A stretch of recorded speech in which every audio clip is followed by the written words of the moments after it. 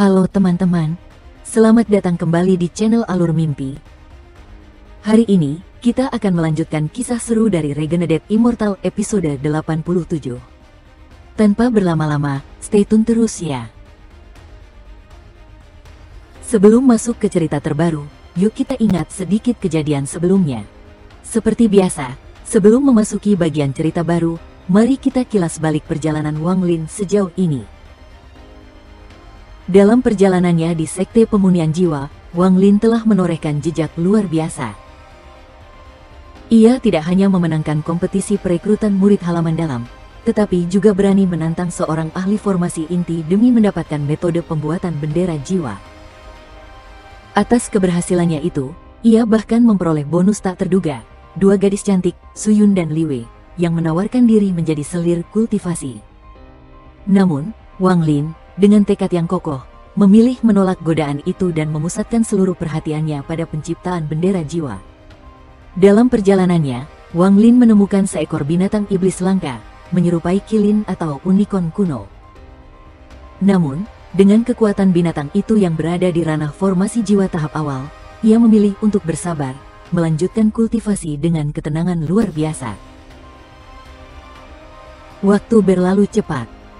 Dalam sekejap mata, beberapa bulan telah terlewati. Ketika Wang Lin keluar dari gua tempatnya bertapa, rerumputan liar telah memenuhi sekeliling pintu masuk.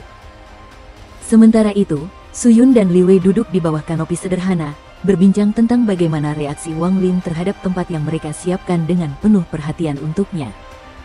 Suasana santai itu tiba-tiba pecah ketika cahaya merah melesat dari puncak gunung, menghantam tanah di depan gua. Dari cahaya itu muncullah sosok pria paruh baya yang tampan dan berwibawa. Ia memperkenalkan diri sebagai Guo Dangjian dan datang untuk menantang Wang Lin. Udara menjadi berat. Wang Lin berdiri tegak, matanya setajam pedang, menatap Guo Dangjian tanpa gentar. Tanpa banyak basa-basi, Guo Dangjian mengirimkan fragmen jiwa dari benderanya, menyerang bagaikan badai. Namun, dengan tenang Wang Lin mengangkat tangan kanannya. Sebuah pusaran jiwa muncul, menyapu fragmen-fragmen jiwa itu seperti jaring raksasa yang tak kasat mata. Dalam sekejap, semua fragmen terserap habis, menyisakan hanya satu yang telah berubah dengan aura baru. Guo Dangjian yang awalnya penuh percaya diri kini hanya bisa tertegun, matanya membelalak dalam keterkejutan sebelum akhirnya mengakui kehebatan Wang Lin.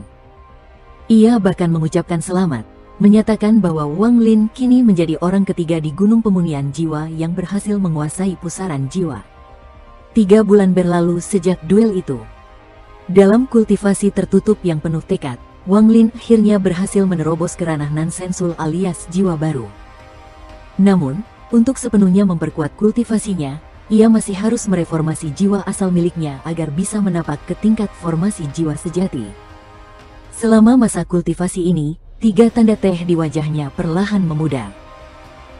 Namun di balik ketenangan itu, Wang Lin mulai merasakan keanehan. Seluruh sekte pemunian jiwa seakan diliputi energi aneh yang tak kasat mata. Fragmen jiwa kadang muncul secara misterius, menyulut perebutan sengit antar pembudidaya. Meski demikian, Wang Lin tetap berfokus. Ia menyingkirkan semua gangguan dan mendalami metode pembentukan bendera jiwa. Dalam waktu singkat, ia berhasil mengumpulkan hampir 90% fragmen jiwa di Gunung Pemunian Jiwa. Bahkan, ia menemukan satu jiwa yang begitu kuat hingga layak dijadikan jiwa utama untuk bendera jiwanya. Melihat ini, Guo Dangjian hanya bisa menghela napas dalam kepasrahan. Takdirnya telah tertulis, murid muda ini jauh melampauinya dalam segala hal. Namun, ketenangan Wang Lin kembali terusik. Suyun dan Liwei, 2 gadis yang semula tampak setia, mulai menunjukkan gelagat mencurigakan. Wang Lin diam-diam mencatat perubahan mereka.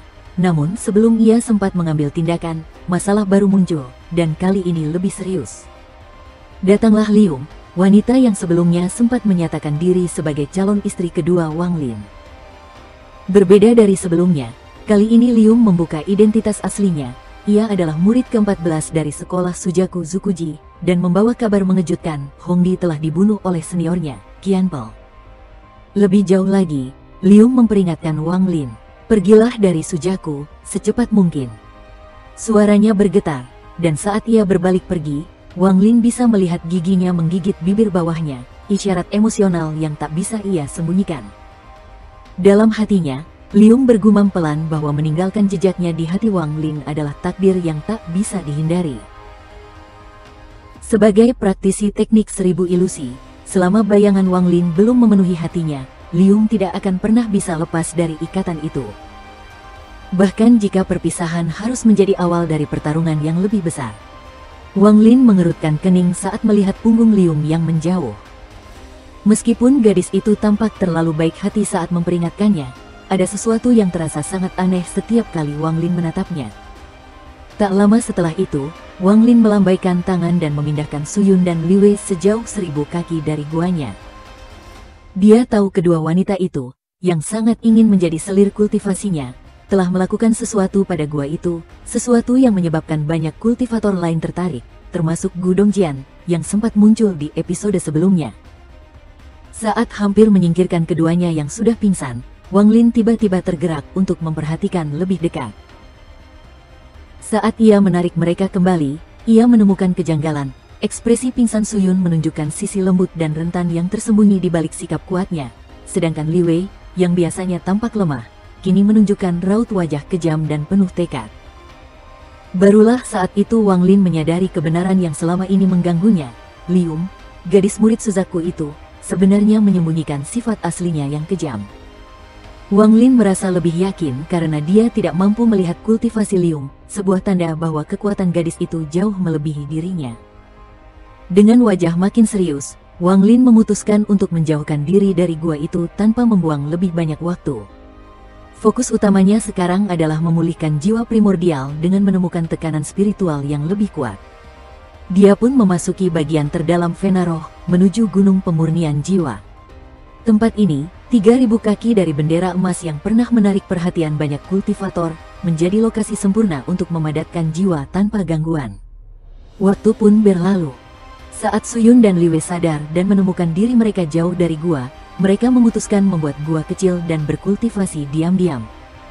Sementara itu, Wang Lin berhasil memperbaiki jiwanya hingga jauh lebih baik dari beberapa bulan lalu. Tidak puas berhenti di situ, ia segera berusaha mengunci bendera jiwa emas menggunakan akar ilahinya. Namun, usahanya langsung mengundang kekacauan. Seekor kilin raksasa muncul dari dalam bendera jiwa, disusul dengan munculnya kepala panua Gunung Pemurnian Jiwa, Wu Daoqi. Wu Daoqi, yang muram dan putus asa, mencoba berbagai cara untuk menaklukkan kilin, namun gagal. Setiap serangan Wu Daoqi hanya memperparah situasi, hingga akhirnya bendera jiwa melepaskan kilin kedua, lebih kuat dan lebih ganas. Bahkan saat Wu Daoqi mengerahkan lonceng kuno untuk mengunci kilin, gas hitam kembali menggumpal dan kilin ketiga pun muncul. Ketika Wu Daoqi hampir menyerah, sebuah aura ilahi mengerikan turun, membuat semua orang membungkuk ketakutan. Sebuah tangan raksasa muncul dari celah kekosongan, menamparkan salah satu kilin hingga hancur berkeping-keping, sementara tombak-tombak hitam menghujani kilin lainnya. Melihat peluang itu, Wang Lin pun muncul, matanya berbinar melihat bendera jiwa emas. Tanpa ragu, dia melemparkan tombak hitam dan menciptakan pusaran jiwa untuk merebut semua fragmen jiwa dari kilin-kilin itu. Namun, kilin emas masih berusaha melawan. Dalam pertempuran sengit itu, Wang Lin memanggil banteng kereta penembak bintang, binatang buas yang segera menerkam kilin tanpa ampun.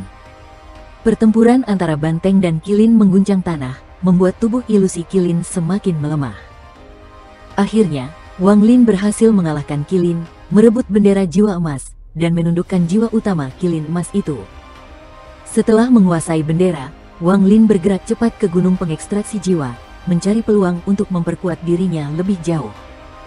Di sana, dia bertemu Su Jinsi, kepala gunung, dan berhasil menukar 300 fragmen jiwa dengan batu giok pengekstraksi jiwa. Dalam batu giok itu, Wang Lin menemukan teknik mengerikan bernama racun jiwa, sebuah metode kejam yang mampu menciptakan inti hijau, yang bahkan bisa menghancurkan seluruh benua jika digunakan dengan benar. Tak berhenti di situ, Wang Lin melanjutkan ke gunung penyegelan jiwa, tapi kecewa karena tak menemukan batu giok penyegelan. Namun, saat melihat 9 cincin emas dan 2 cincin darah di langit, Wang Lin memutuskan untuk menantang ahli formasi jiwa. Dengan memegang bendera jiwa dan bendera larangan, Wang Lin menabrakkan dirinya ke tengah-tengah arena itu, mengejutkan para ahli formasi jiwa. Meskipun ada yang mencoba menyerangnya, aura mengerikan Wang Lin membuat mereka mundur. Ketika suasana memanas, hembusan angin raksasa tiba-tiba menyebar di sekte pemurnian jiwa.